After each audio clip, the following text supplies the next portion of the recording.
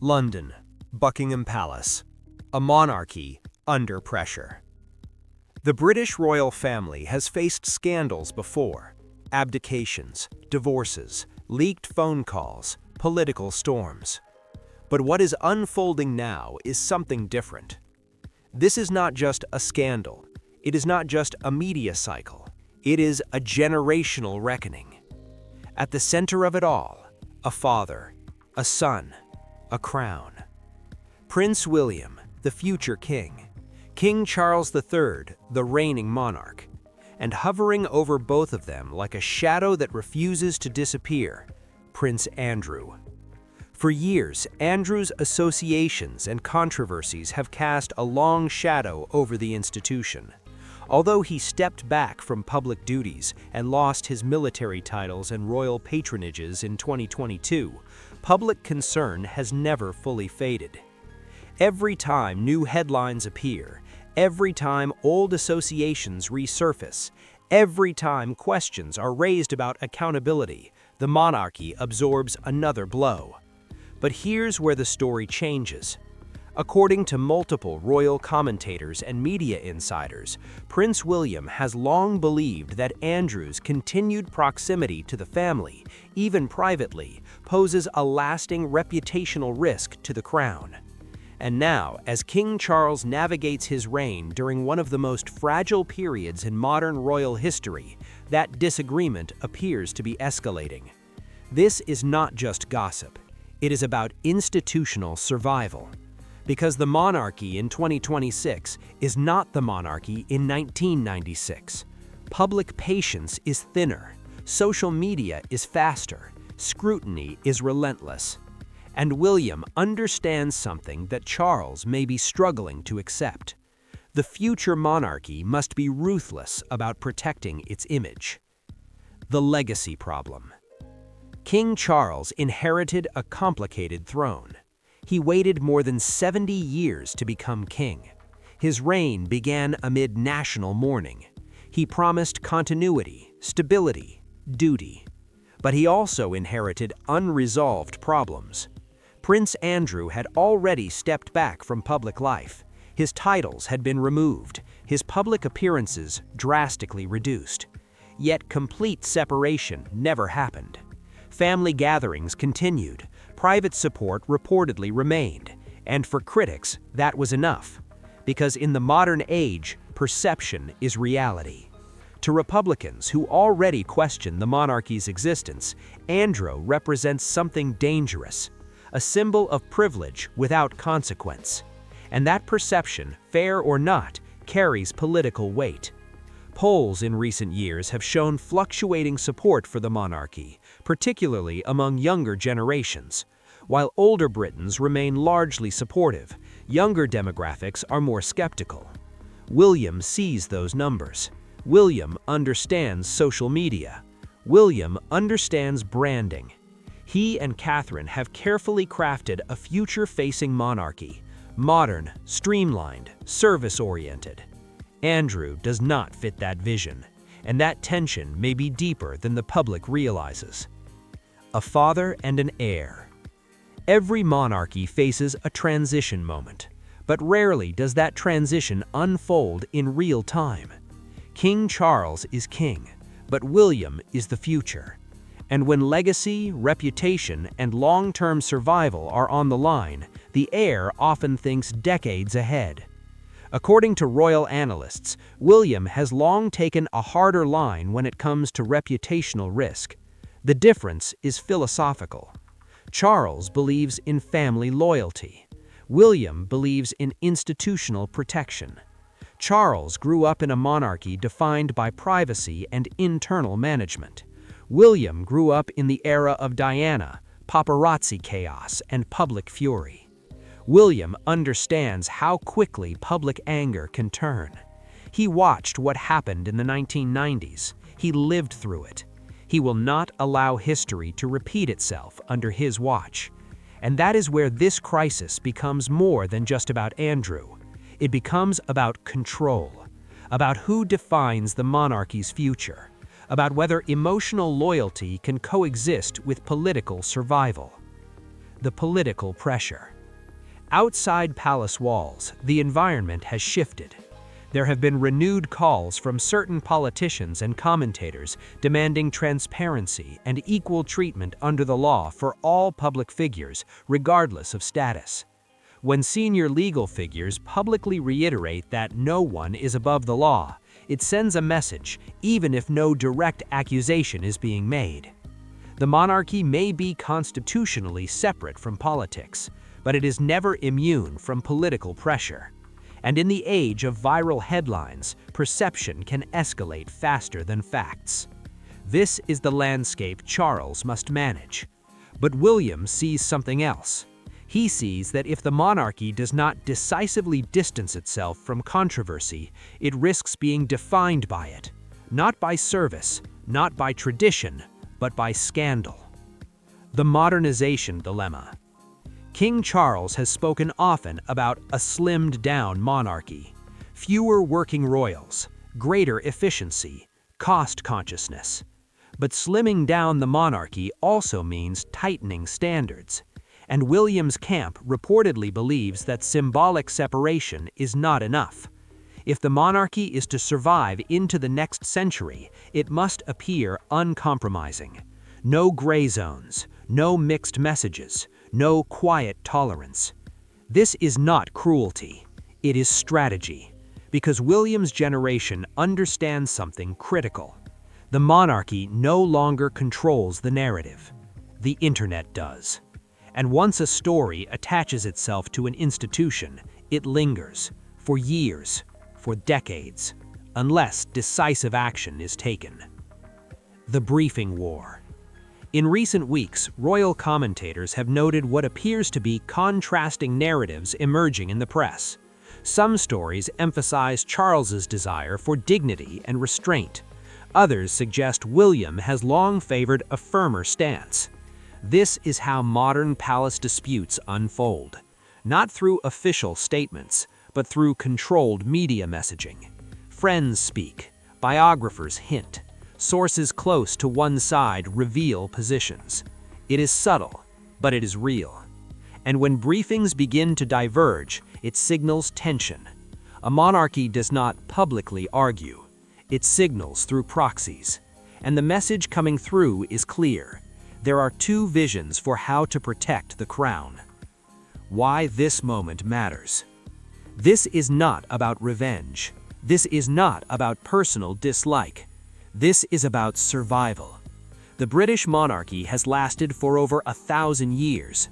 It survived civil war. It survived abdication.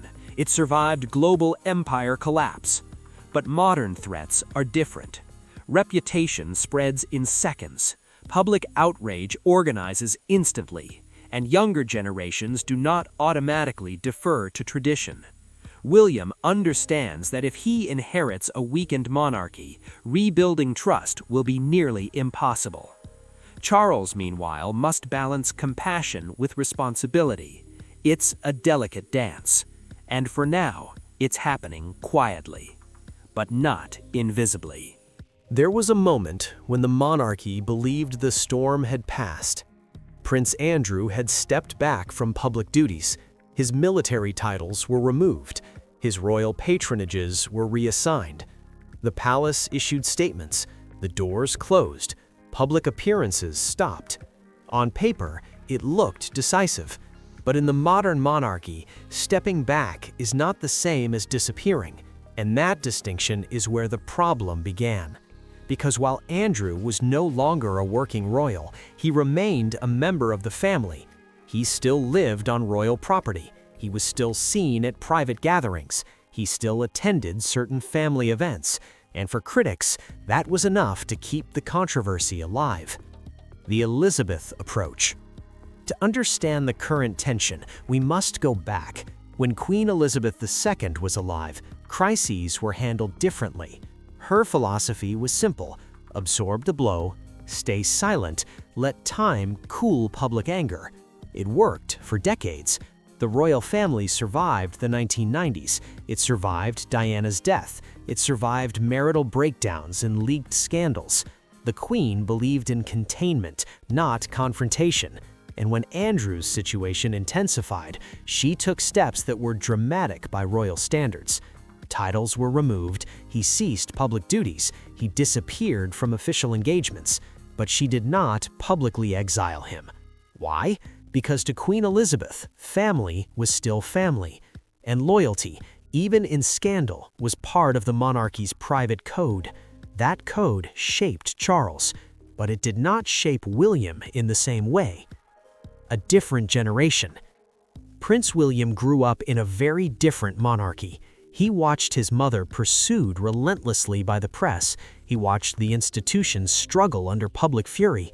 He saw how slow responses deepened crises. He learned something critical. Silence no longer neutralizes outrage, it amplifies it. William's worldview is not rooted in the 1950s monarchy. It is rooted in the 24-hour news cycle, in viral headlines, in social media storms. And in that world, optics are everything. To William, partial distance may not be enough, because every time Andrew's name resurfaces in public debate, whether through media coverage, political commentary, or social pressure, the monarchy's brand absorbs another hit. It becomes cyclical, unfinished, lingering. And William has reportedly always believed lingering damage is the most dangerous kind. The Charles calculation. King Charles inherited not only the crown, but unfinished business. When he became monarch, the Andrew issue was already sensitive, already volatile. Charles acted within constitutional limits. Andrew remained removed from public life, but there was no dramatic final break, no permanent expulsion from family proximity. Why? Because Charles is not only king, he is a brother, and that dual role complicates everything. Royal history shows us that family fractures can destabilize institutions. The abdication crisis of 1936 is still remembered as a warning. Internal war can weaken the crown more than external criticism. Charles may believe that quiet management is safer than dramatic separation, but William may see it differently, because William is thinking 30 years ahead. The public mood shift. Support for the monarchy in the UK remains strong overall, but it is not untouchable. Recent surveys have shown generational divides. Older Britons largely support the institution. Younger Britons are more divided. Some openly question whether the monarchy should continue in its current form. Republican voices are louder than they were a decade ago, and while they remain a minority, they are organized, vocal, and amplified online. William understands something crucial. A monarchy does not collapse overnight. It erodes, slowly, through repeated reputational strain, through unresolved controversies, through perceived double standards. If even a small percentage of the public believes the institution protects insiders differently than ordinary citizens, trust weakens. And once trust weakens, legitimacy becomes harder to defend. The image problem. The monarchy's power is not political, it is symbolic. It survives because people believe in it. Ceremony, tradition, continuity. But symbolism is fragile. It requires moral authority, and in the age of transparency, moral authority is constantly tested. William and Catherine have carefully built an image centered on service, stability, mental health advocacy, environmental leadership. They represent renewal. Andrew represents controversy. That contrast is stark, and in media framing, contrast becomes narrative. If the future king appears to tolerate reputational risk within the institution, critics will argue the monarchy has not evolved. William reportedly does not want to inherit that argument. The private conversations. Royal families do not conduct arguments in public, they conduct them behind closed doors. We will never hear the exact words exchanged, but analysts suggest this debate likely revolves around one central question: how much distance is enough? For Charles, enough may mean no public duties, no official role, minimal visibility. For William, enough may mean complete and irreversible institutional separation. And that difference is not small, It is existential because it defines what the monarchy stands for moving forward. The risk of waiting. History teaches one brutal lesson: delay rarely reduces damage. When the monarchy hesitates, critics interpret it as weakness. When it acts decisively, critics may protest, but clarity restores control. William understands crisis management in the modern age: short-term pain, long-term stability. Charles may prioritize compassion and unity. William may prioritize institutional survival above all else. Neither perspective is irrational, but they are fundamentally different. The tension builds. Recent media narratives have highlighted that William had concerns about reputational risk long before the issue reached its peak. Whether those concerns were forcefully expressed inside palace walls is unknown, but the implication is clear. William did not want the issue lingering for years. And now, as headlines periodically reignite public scrutiny, he may believe his warnings were justified. That creates something dangerous inside a monarchy. I told you so. Because when legacy is involved, hindsight becomes ammunition, and legacy is everything. What happens if nothing changes? If the current approach continues, limited visibility but continued private association, the monarchy may weather it, but weathering is not the same as thriving. William does not want to inherit a crown constantly defending itself. He wants to inherit a crown positioned as modern, accountable, and beyond reproach. To him, the risk of incomplete separation may outweigh the discomfort of decisive action. To Charles, decisive action may risk deepening internal fracture. This is the dilemma: family versus institution, loyalty versus optics, compassion versus calculation. And for the first time in years, it appears this philosophical divide is becoming visible. Royal wars are never declared. They are leaked. There are no press conferences, no public arguments, no official confrontations. Instead, there are whispers, carefully chosen words, strategic interviews, biographers speaking at just the right moment. And in recent weeks, observers of the royal family have begun noticing something subtle but significant. Two narratives. One suggesting the king favors restraint and quiet management. Another hinting that the Prince of Wales has long believed stronger action was necessary. This is how power struggles surface in modern monarchies, not with shouting, with positioning. The power of palace sources. When a royal correspondent writes that a source close to the Prince of Wales holds a particular view, that is rarely accidental. It signals alignment. When another commentator suggests the king believes dignity and patience are essential, that too is deliberate. No monarchy survives without media relations. And in 2026, narrative management is half the battle. Royal biographers and editors often serve as unofficial channels, shaping perception without forcing the palace to issue statements. And perception shapes power.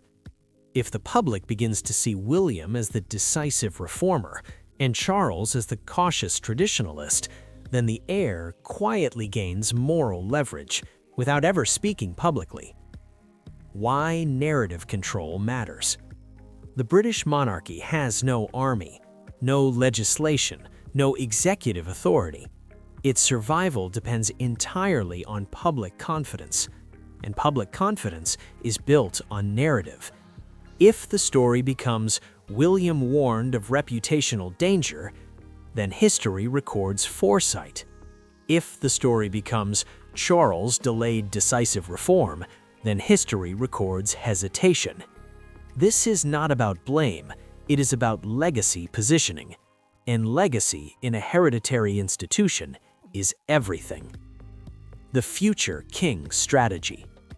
William does not need to overthrow, he needs to outlast. Every heir knows one unavoidable truth: time eventually delivers the crown. But time also delivers consequences. If controversies linger into William's reign, he inherits not only the throne, but the damage. That may be what drives his urgency. He is thinking beyond headlines, beyond public relations cycles. He is thinking about the first day he becomes king. What will the institution look like then? Clean and renewed, or still defending old controversies? William appears determined not to inherit unresolved liabilities. The Charles perspective.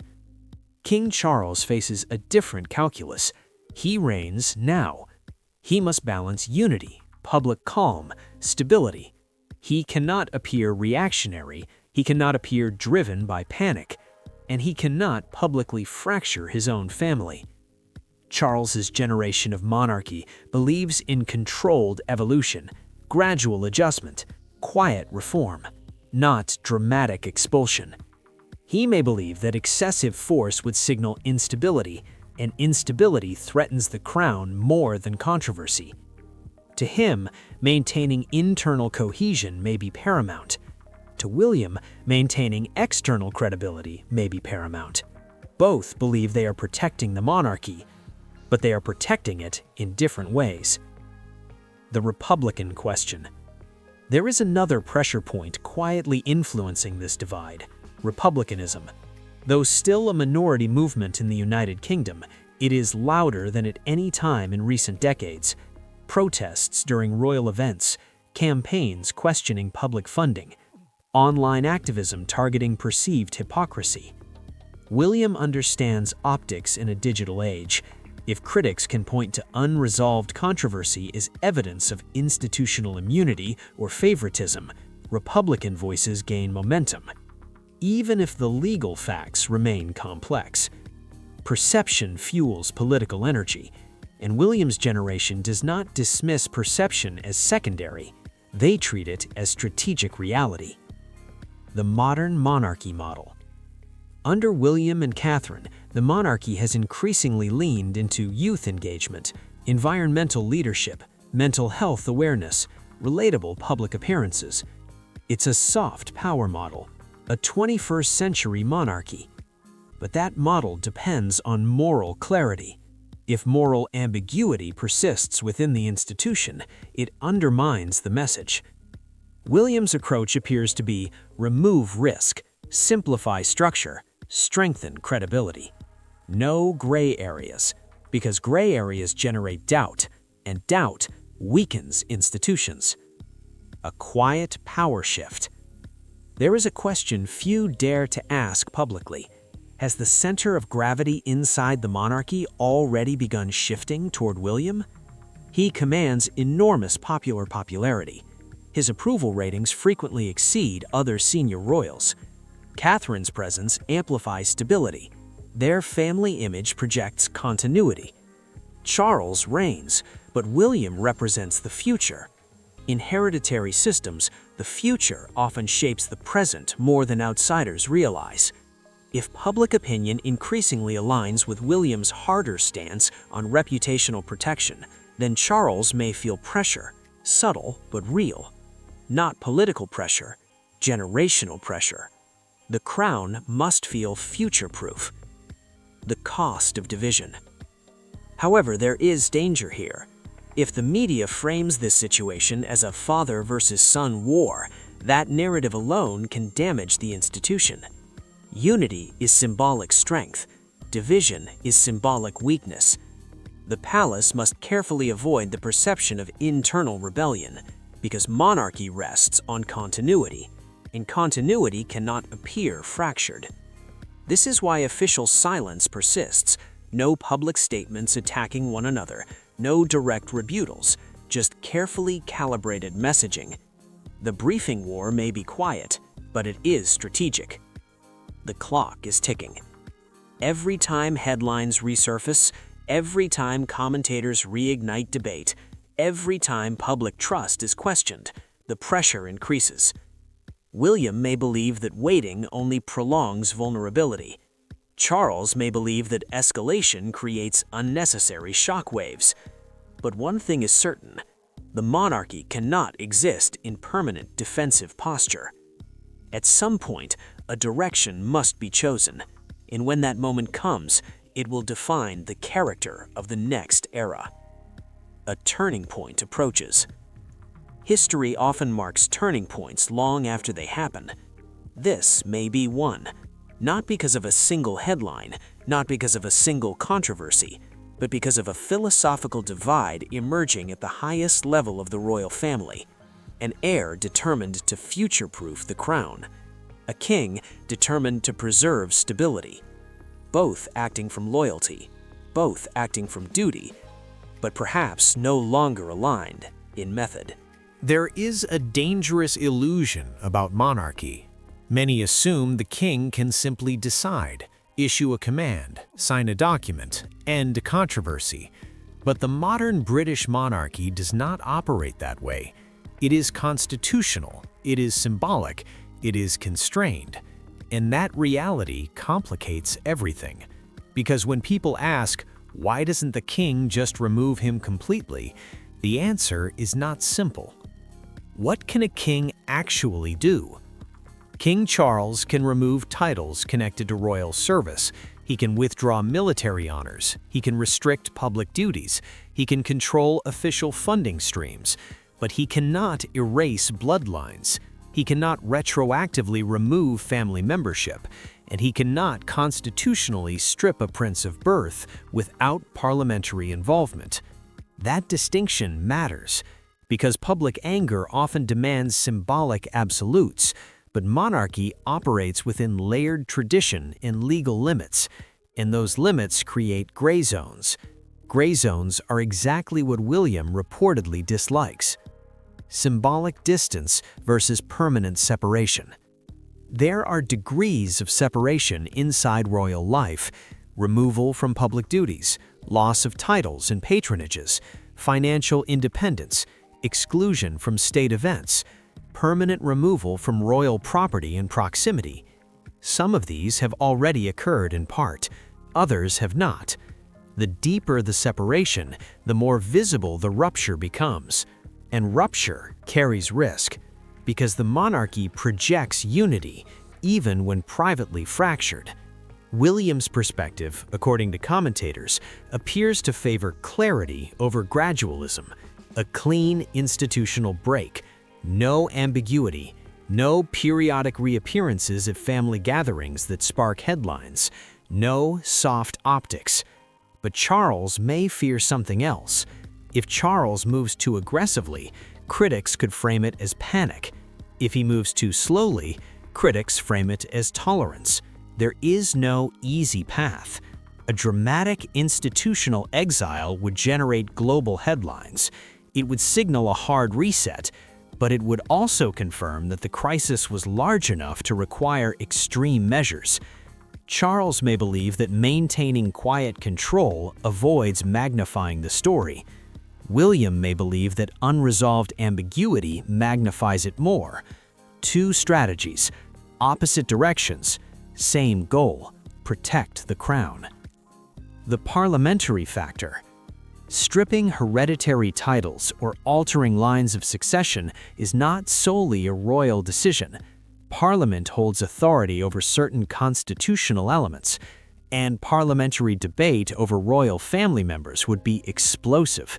It would politicize the monarchy directly. No king wants that. Charles must avoid dragging the institution into open political confrontation. William likely understands that too, but he may believe internal distancing does not require parliamentary drama. It requires institutional clarity. The future reign calculation. William is not thinking in 5-year increments. He is thinking in decades. If he becomes king in the 2030s or 2040s, what will define his reign? Reform, renewal, or inherited controversies? The danger of waiting is this: if decisive separation happens under William instead of Charles, critics will ask why it wasn't done sooner.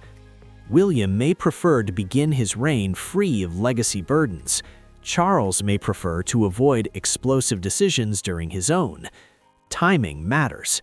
In monarchy, timing shapes history. public trust is currency. The monarchy runs on one currency above all others: trust. Not law, not force, trust. If enough people believe the institution protects itself before it protects principle, trust erodes. An erosion is quiet but relentless. William's generation understands institutional branding. Transparency is demanded. Accountability is expected. Even symbolic institutions must reflect public standards. Charles's generation was raised in a different environment, one where internal management and privacy preserved stability. The world has changed. Expectations have changed. The internet never forgets. The media landscape is unforgiving. In the 1980s or 1990s, stories faded. Today, they archive. They resurface with a click.